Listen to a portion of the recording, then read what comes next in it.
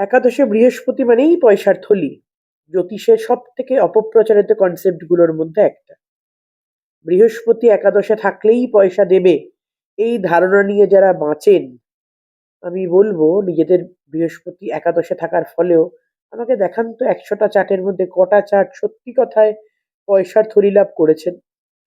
বৃহস্পতির নেচার কিন্তু গুরুর, জ্ঞান, বিবেক, বুদ্ধি, ক্ল্যারিটি, সততা, এগুলো কিন্তু বৃহস্পতির নেচার।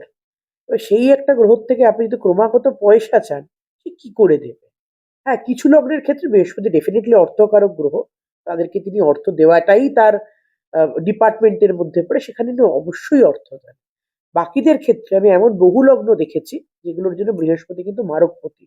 সে লগ্নে বসুক, একাদশে বসুক, যে কোনো ঘরে বসুক, রেজাল্টস আর নেগেটিভ।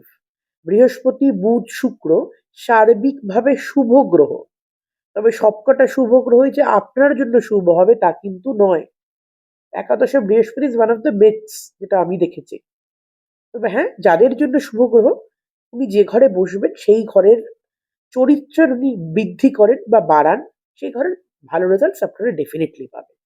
নমস্কার।